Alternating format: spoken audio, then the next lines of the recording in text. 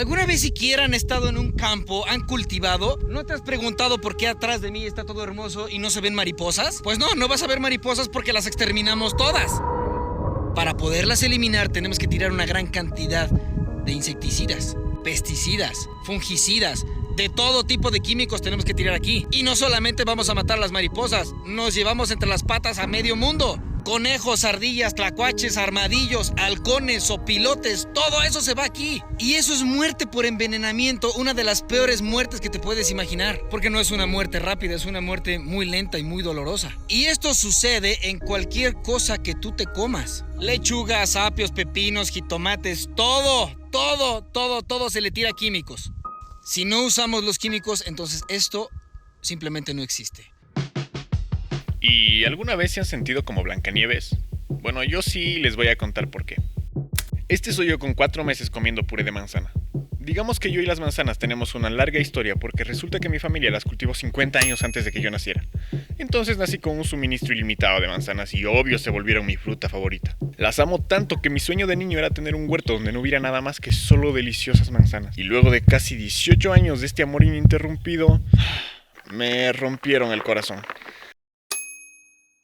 Apenas cumplí 17, empecé a diseñar el huerto de manzanas perfecto. Entonces decidí ver qué es lo que hacían los mejores en el tema. Estos países tienen hectáreas y hectáreas de manzanos de donde cosechan toneladas y toneladas de manzanas todas tan perfectas. Todo iba como un delicioso sueño, pero conforme iba leyendo empezaron a aparecer cosas extrañas. Como una investigación de la EWG donde las manzanas están en el puesto 5 como uno de los 12 productos con más residuos de pesticidas. De hecho dicen que en 9 de cada 10 manzanas se encontraron pesticidas y en 8 de cada 10 se encontró difenilamina, un pesticida que está prohibidísimo en Europa porque es un poquito tóxico. Entonces pensé que matemáticamente es muy probable que alguna vez haya comido sin saber una manzana envenenada y esa es la razón de la que me sentía como Blancanieves. Pero se me pasó rápido porque resulta que ese estudio es para Estados Unidos, además como cosas menos saludables diario, entonces no quería exagerar las cosas. De verdad, ¿quién muere por comer una manzana? Y eso es muerte por envenenamiento, una de las peores muertes que te puedes imaginar, porque no es una muerte rápida, es una muerte muy lenta y muy dolorosa. Y fue así que me di cuenta de 3 cosas. Número 1, de que me preocupa saber más que los animales pueden morir envenenados a saber que yo puedo morir envenenado. Número 2, de que como buen obsesivo tenía que averiguar de dónde habían salido las manzanas que yo había comido durante toda mi vida. Y número 3, de que si alguna vez tú comiste una manzana, la historia que estoy a punto de contarte te puede interesar. Resulta que yo no fui el primero al que se le ocurrió tener un huerto como los hay en el primer mundo. Por ahí de los años 50 los gobiernos en Latinoamérica estaban empeñados en hacerlo. Llegaron a las comunidades como la mía con capacitaciones, nuevas plantas y muchas cosas buenas, pero también con una nueva manera de cultivar que trataba de emular la agricultura industrial de la famosa Revolución Verde. Que básicamente es la manera de cultivar que tenía que seguir yo si alguna vez quería tener un huerto como el de ellos. Pero expliquémoslo con manzanas. Primero necesitaba muchas hectáreas de terreno preferiblemente plano.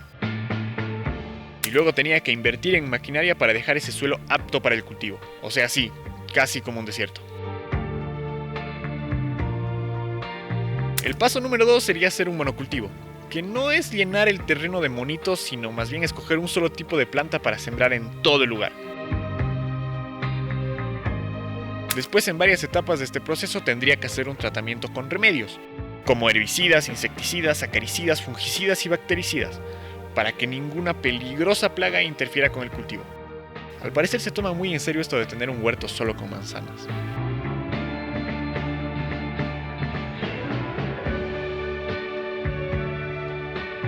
Luego tendría que echarles muchos abonos sintéticos que son algo así como croquetas, pero para plantas. Eso les alimentaría y eso aseguraría a su vez una buena producción.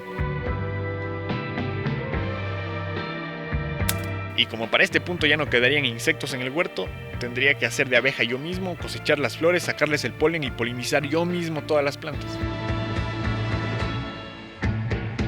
Y unos meses después tendría miles de deliciosas y perfectas manzanas, lo que se traduciría en miles de deliciosos billetes verdes. Esa era la mejor idea que se me había ocurrido en la vida, hasta que supe que alguien ya había intentado hacer este tipo de huerto, pero 70 años antes que yo. Mis abuelos. Así que fui con ellos para preguntarles qué había salido mal. En los 50 muchos huertos fueron escogidos en mi comunidad para empezar una transición hacia una agricultura mucho más intensiva. Entre ellos, el de mis abuelitos. Después de probar muchas de las técnicas de la agricultura industrial, se dieron cuenta de los problemas que tiene. El primero y más importante de todos, que no está diseñada para cuidar el suelo. ¿Qué pasa cuando se bota mucho herbicida?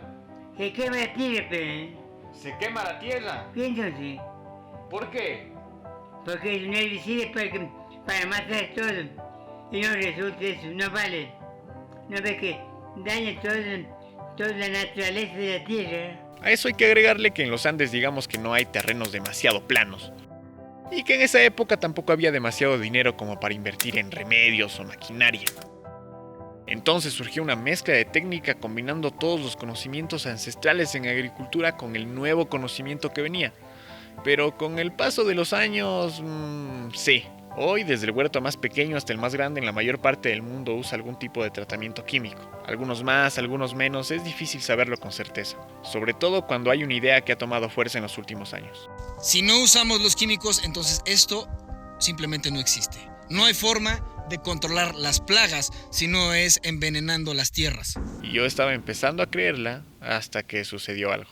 ¿Han escuchado eso de que todo gran cambio empieza con un gran desastre? Bueno, en esta historia digamos que el desastre soy yo. O algo así. Cuando nací nos regresamos al campo porque es el mejor ambiente para que un niño crezca sano. Pero a los meses de estar aquí me detectaron asma y alergias. Jamás me pregunté de dónde venían hasta que hace unos meses me volvió a dar un ataque de asma y recordé lo desesperante que es no poder respirar. Esa misma noche encontré una investigación en donde vinculaban el asma y otros problemas respiratorios con varios agroquímicos.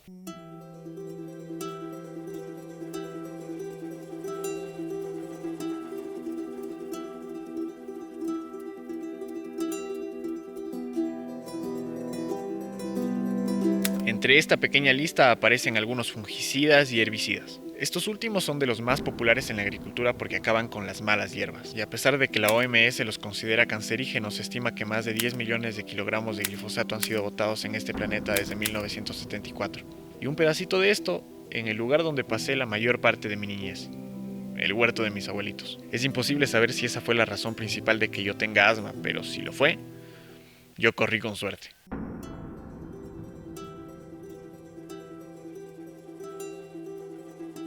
Resulta que el uso de agroquímicos en huertos y granjas pequeñas es mucho más probable que afecte a los productores que a los consumidores. Les presento a Epifanio, Anacleto y Pancracio. Como ven, Epifanio está fumigando sin ninguna protección. Debería estar algo así como un astronauta. Y al parecer el olor del químico es fuerte porque Anacleto se está tapando la nariz. Y Pancracio, Pancracio está dando su mejor pose para la foto. En esta otra, mi abuelita, mi tío, mi primo y un ingeniero están preparando líquido para fumigar. Pero lo que me da más miedo es que están al lado del tanque de agua que se usaba en la casa. Pero aún así estuviesen todos como astronautas no serviría de nada, porque para los productores pequeños normalmente el huerto es el patio trasero de sus casas. Imaginemos un día de fumigación en el huerto de mi abuelito.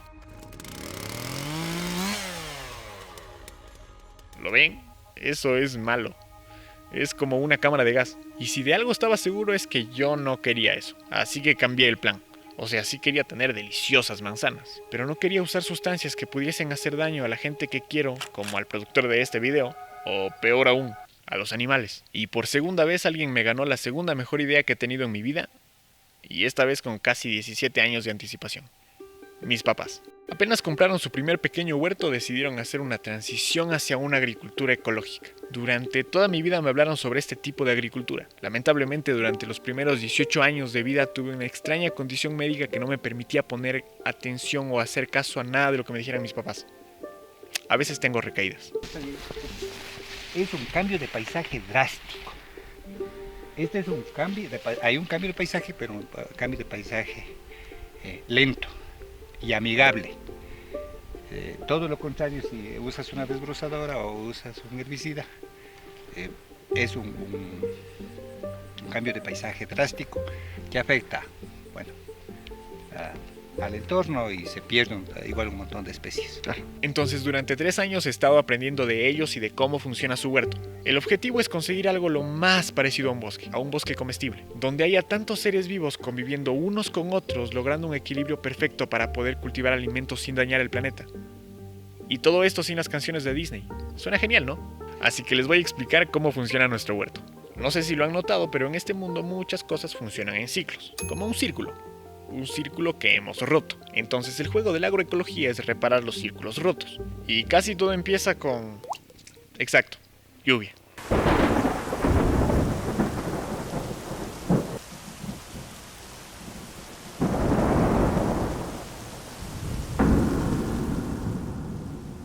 Y la magia en realidad ocurre aquí.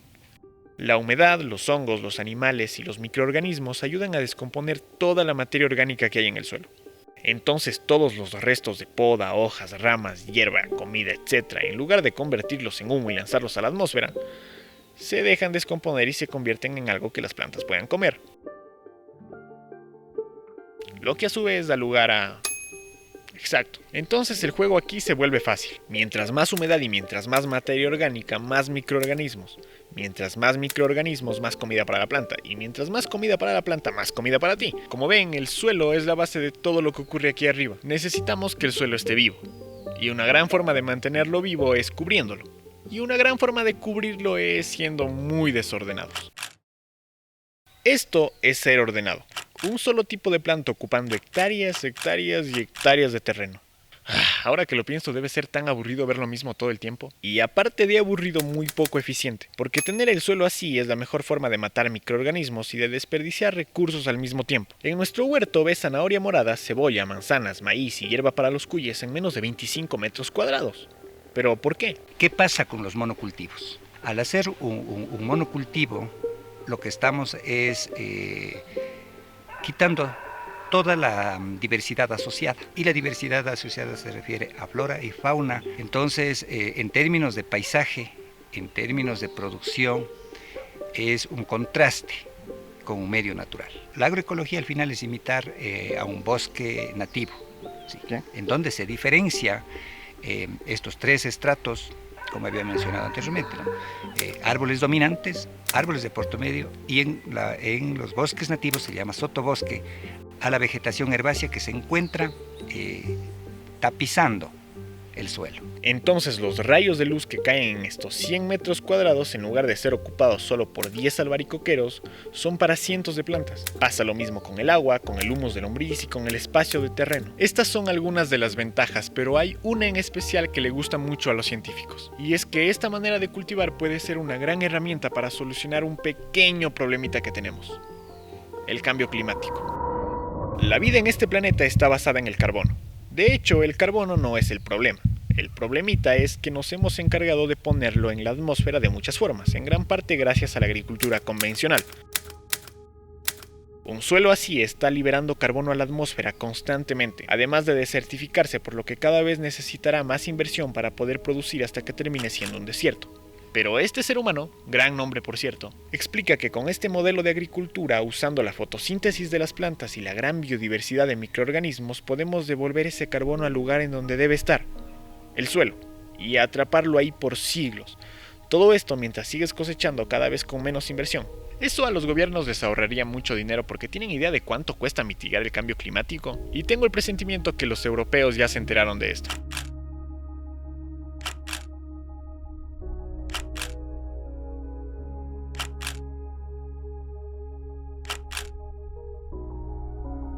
Pero no solo ahorraría dinero a los gobiernos. Si bien es cierto, en términos de volúmenes, la producción puede ser menor comparado con los cultivos convencionales, sí. Sin embargo, la ganancia es mayor porque no haces una inversión para producir tal o cual producto.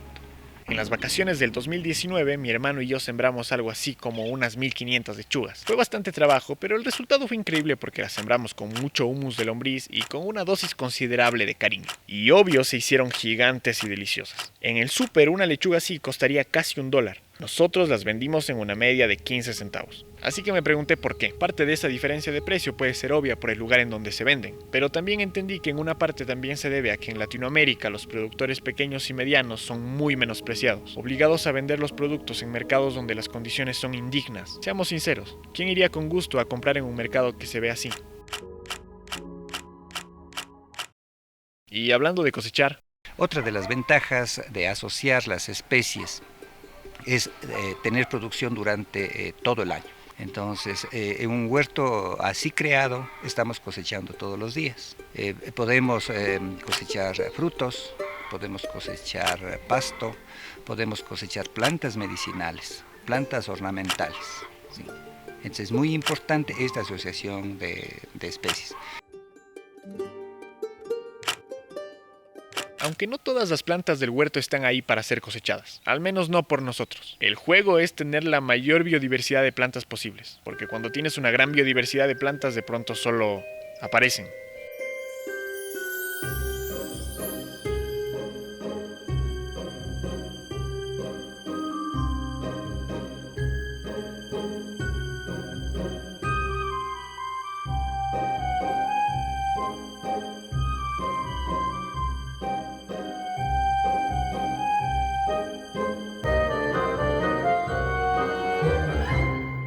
Para nosotros, nuestros más grandes aliados.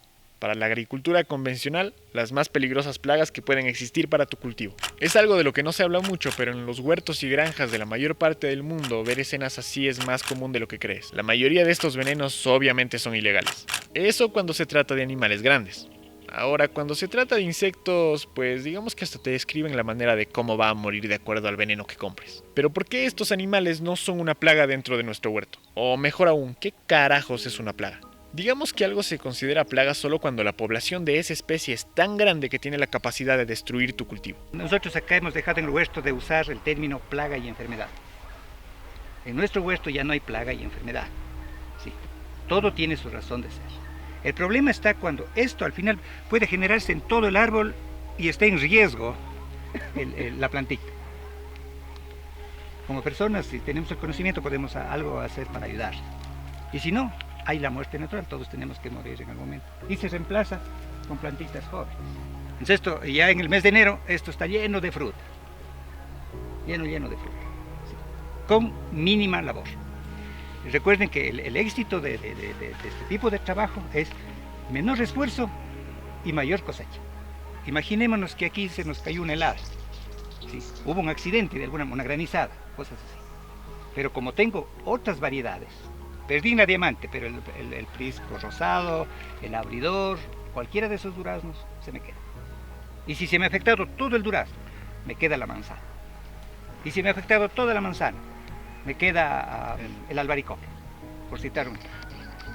En términos vulgares, si no es chanes Juana.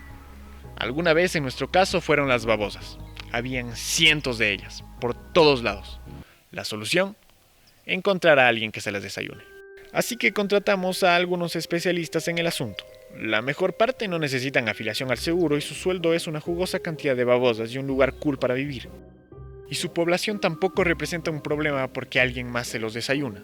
Y así se forma una cadena de desayunos en donde todos se desayunan y todas las poblaciones por ende se mantienen controladas. ¿Eso sonó cruel? Sí, pero la vida y la naturaleza a veces funcionan así. ¿Qué le vamos a hacer? Hay otra situación con la mosca de la fruta aquí. Los últimos frutos aquí siempre aparece mosca de la fruta. Pero viene la bandada de mirlos en una semana. Me limpian toda la fruta que yo no he podido cosechar. Entonces me dan controlando la mosca de la fruta. ¿Y qué hay que hacer? Solamente dar estos espacios para que las aves, para que los sapitos, para que las lagartijas hagan su trabajo. Al final entendimos que cada ser vivo o muerto que está en nuestro huerto tiene una función imprescindible. Así no sepamos qué hace exactamente, sabemos que está ahí por algo. Algunos como este pequeñín controlan las ratas y garrapatas. Otros comen pulgones y ácaros. Y estos están ahí para darnos huevos.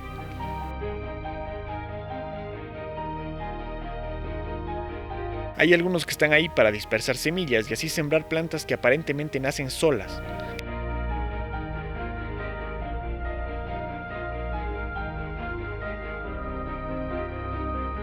Otros pequeñines en cambio se encargan de polinizar todas las flores para que haya una excelente producción.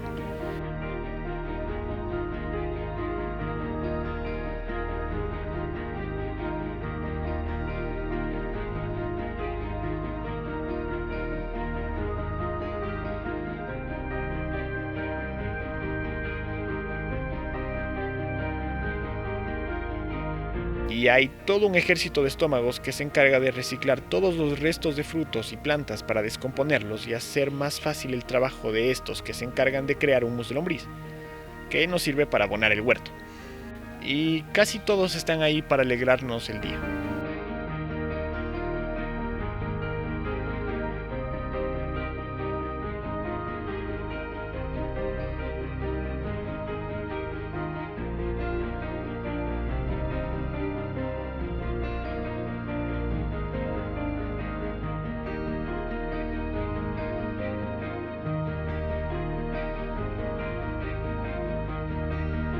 Son como trabajadores del huerto, y el precio que pagas es una que otra manzana comida de vez en cuando.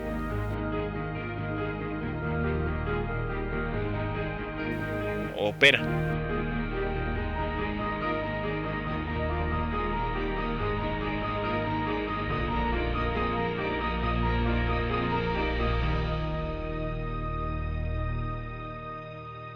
Al final entendí que el mundo sería demasiado aburrido si hubiesen solo manzanas. Resulta que hay más de 5.000 especies de plantas que podríamos sembrar, y casi me desmayo cuando me entero que en más del 70% de las tierras cultivables se cultiva solo 4 productos. 4. Deberíamos comer más variadito. No todos los días se tiene la posibilidad de cambiar el mundo mientras comemos. Y no usamos los químicos, entonces esto simplemente no existe. No hay forma de controlar las plagas si no es envenenando las tierras. ¿Qué opinas?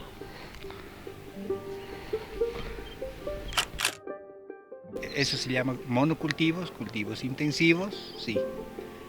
Agricultura industrial. Agricultura industrial, sí, en donde se trata de alimentar, entre comillas, a la población, sí. Pero al final se termina llenando la barriga, no alimentando, sí. Eso hay que entenderlo bien, porque un alimento sano, aparte de llenar la barriga, es una medicina para el ser humano, sí. Y ahí funciona la agroecología, en donde los alimentos producidos naturalmente, la primera ganancia está la salud de la familia, sí. La salud de los clientes cuando hay excedentes para la venta, ¿sí? Y sobre todo la salud ambiental, ¿sí? En donde todos los demás componentes, tanto plantas como animales que comparten un espacio, asimismo viven sanos y alegres.